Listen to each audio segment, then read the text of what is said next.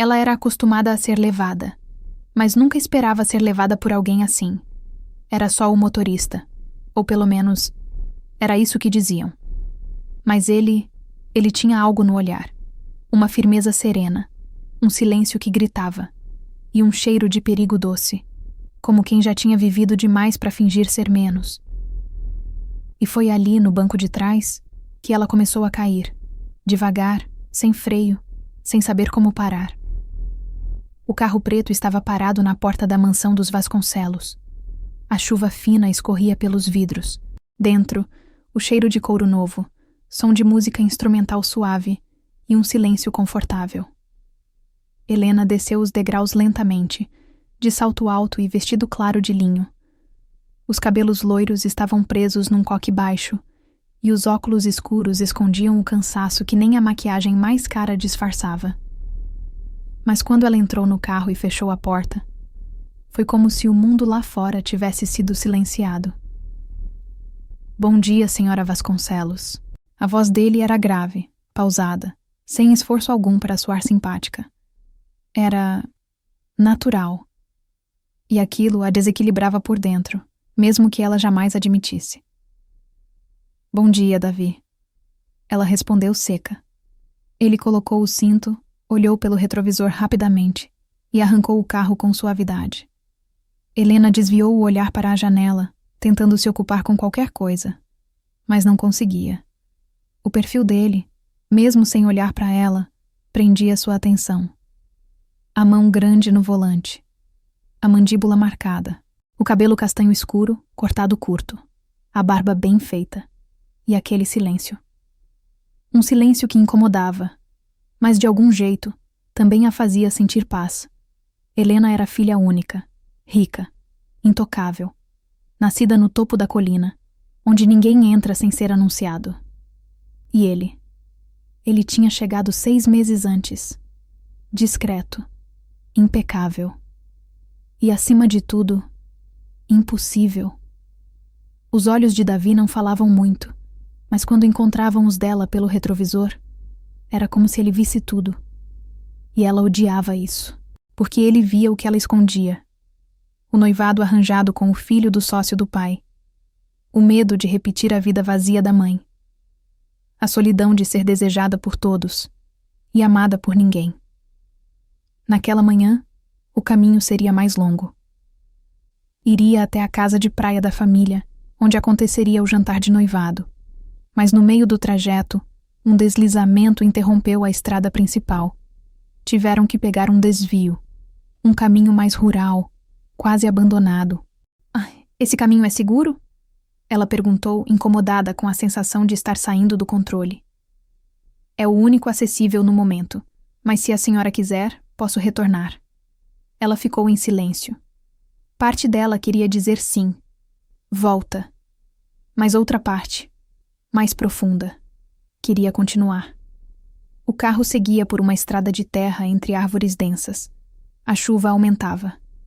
De repente, um galho caiu à frente. Davi freou com precisão. Fique aqui, eu resolvo. Helena viu quando ele saiu. Camisa social encharcando rápido, braços fortes movendo o galho pesado com facilidade.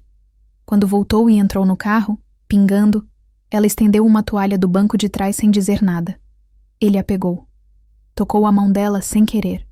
Foi um segundo, mas o suficiente para ela sentir algo atravessar o peito.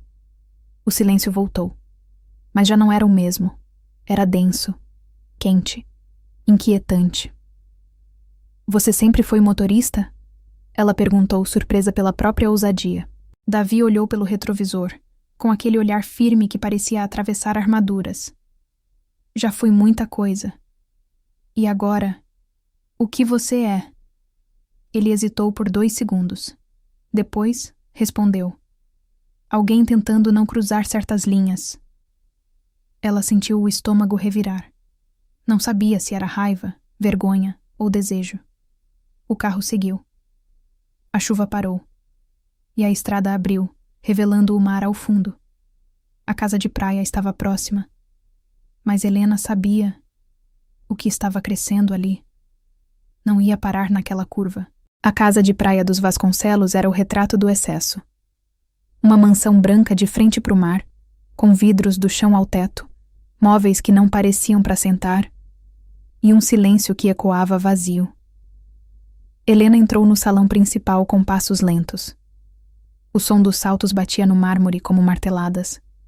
Lá dentro, flores caríssimas, velas perfumadas, talheres de prata e convidados, que sorririam até diante da própria dor, desde que a dor estivesse em traje formal. "Filha, finalmente!" disse a mãe, abraçando-a com um perfume doce demais. "Estamos todos aqui. Sua noite vai ser perfeita." Mas Helena não queria perfeição. Queria verdade. O noivo Gustavo a esperava no terraço.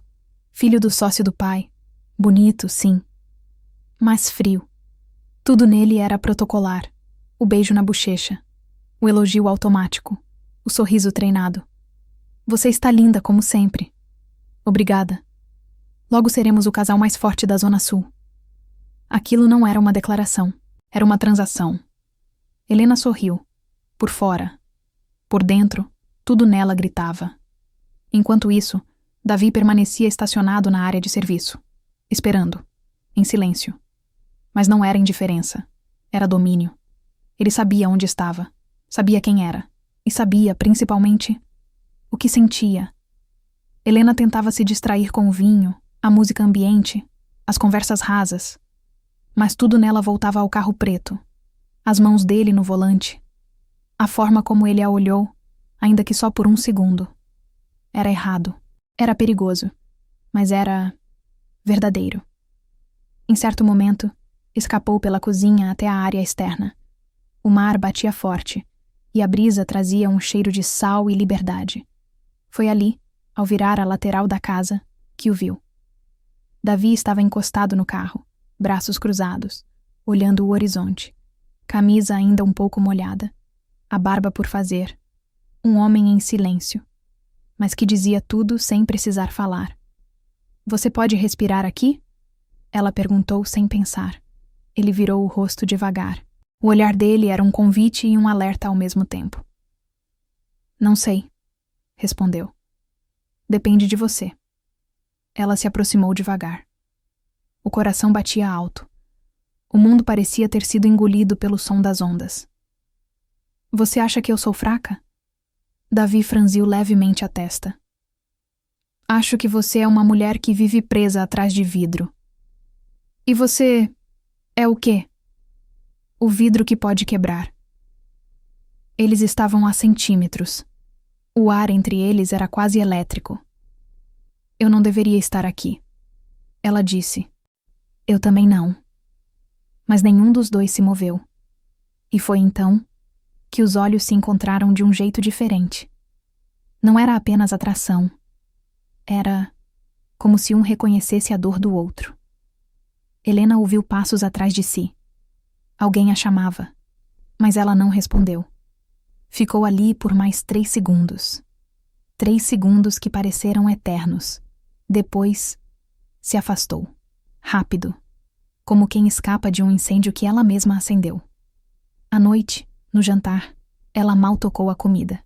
Gustavo falava de negócios, destinos caros, números. Mas tudo que ela conseguia lembrar era do calor da mão de Davi pegando a toalha. Do jeito que ele disse não cruzar certas linhas. E de como ela queria que ele cruzasse. Ao fim da noite, Davi abriu a porta do carro para ela, como sempre. Ela entrou em silêncio. Mas desta vez, ele também entrou. E quando os vidros subiram e a casa ficou para trás, Helena sentiu que algo dentro dela já tinha mudado. E não havia mais caminho de volta. A semana passou lenta. Cada dia como se arrastasse a respiração de Helena para um lugar mais profundo e mais perigoso. Ela tentava seguir a agenda. Reuniões de comitês, compromissos sociais, jantares em família. Gustavo cada vez mais ausente emocionalmente e mais presente com presentes. "Comprei um anel novo para você usar no lançamento." Não precisava. Mas precisava sim. Você é a imagem da nossa união. E imagem, Helena, custa caro. Davi continuava lá, sempre presente, sempre distante, sempre correto demais, o que só a deixava ainda mais louca. A cada manhã, o carro estacionava no mesmo horário. A cada trajeto, o mesmo silêncio tenso. Mas os olhares... os olhares. Eles falavam por eles. Eram toques sem dedos, promessas sem palavras e pecados não cometidos, ainda. Até que, numa sexta-feira, Helena ligou para o pai dizendo que não se sentia bem para ir ao evento beneficente. Tudo bem, querida. Davi vai te levar ao médico, certo? Sim. Mentiu. Queria respirar. Queria parar. Mas o que ela queria mesmo era ele. Quando entrou no carro naquela tarde, o céu estava nublado. Ela usava uma blusa branca de linho, leve, e um jeans ajustado. Os cabelos estavam soltos. Davi apenas assentiu com a cabeça. Aonde vamos? Pra longe. Ela respondeu. Ele hesitou, mas não perguntou nada. Apenas ligou o carro e foi. Pegaram a estrada costeira, sem destino. Só o vento, o som do mar e o perigo crescendo no peito dos dois. Depois de um tempo ela pediu. Para aqui. Estavam diante de um mirante. O mar revolto se chocava contra as pedras lá embaixo. Ela desceu, e ele foi atrás. Por que você nunca me olha por mais de 3 segundos? Ela perguntou, virando-se para ele. Porque se eu olhar por 4, eu não paro. Ela sentiu a pele arrepiar. E se eu quiser que você não pare? Silêncio. O vento batia forte, bagunçando o cabelo dela. Os olhos de Davi brilhavam, agora fixos nos dela. Você não sabe o que está dizendo. Eu sei, sim, e sei o que estou sentindo. Foi ali, sem aviso, sem volta. Ele avançou, segurou o rosto dela com firmeza e a beijou.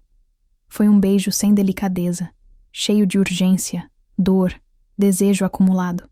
E ela respondeu com a mesma intensidade. O mundo sumiu. Só existia o toque, a boca, o calor. Quando se afastaram, ela ainda tinha os olhos fechados. Desculpa. Ele disse, ofegante. Por quê? Porque eu prometi que nunca faria isso. No caminho de volta, o silêncio era outro. Não havia mais muros. Mas havia riscos demais. Ao chegarem na mansão, ela tocou o braço dele antes de sair do carro. O que você está escondendo de mim, Davi? Ele não respondeu. Apenas olhou para frente e disse: Algumas cicatrizes não foram feitas para serem mostradas. Mas eu quero ver. E se não gostar, prefiro a verdade feia do que a mentira que me faz dormir. Naquela noite, Helena não jantou. Ficou deitada, pensando no beijo, na resposta e naquele olhar que dizia mais do que qualquer palavra. E foi quando recebeu uma mensagem anônima. Uma foto, Davi, com outra identidade, em outra cidade, e uma legenda. Você não sabe quem ele é. Helena olhava fixamente para a foto no celular. Davi. Com outro nome. Outro RG. Outra cidade. A imagem era clara. Ele entrando em um tribunal anos atrás. A legenda dizia tudo. Ex-presidiário, não se engane. O coração dela disparou. Um calor subiu pelo pescoço. Um aperto tomou o peito. Por que ele não contou? Por que aquele passado parecia enterrado, mas tão presente nos olhos dele? Ela queria duvidar. Queria pensar que era mentira. Mas no fundo, já sabia. Na manhã seguinte, o carro estava no mesmo lugar. Davi, no volante. Impecável como sempre. Mas agora, ela via tudo diferente. Quando entrou, ele notou algo. O silêncio dela não era o mesmo. A senhora está bem? Você tem algo para me contar? Ele ficou imóvel por um instante. Depois tirou o carro da garagem e começou a falar. Meu nome é Davi mesmo, mas já usei outro nome por um tempo. Eu fui preso aos 23, defesa de terceiro. Minha irmã. Ela olhou para ele com espanto. Você matou alguém? Ele batia nela. Ela quase morreu. Eu cheguei no fim e reagi. Silêncio. Apenas o som do carro e o vento. Fiquei 5 anos, nunca escondi, mas também nunca contei para quem não perguntou. Helena sentiu o mundo girar. Aquilo explicava o olhar denso, o autocontrole, a culpa silenciosa. Mas também explicava a força, a forma como ele a protegia sem tocar, o respeito, a fronteira. Você confia em mim agora? Ele perguntou, olhando pelo retrovisor. Eu confio no homem que você é, mas ainda estou tentando entender o homem que você foi. Dias depois, Helena foi chamada às pressas ao hospital. Seu pai havia sofrido um mal súbito. Davi foi com ela.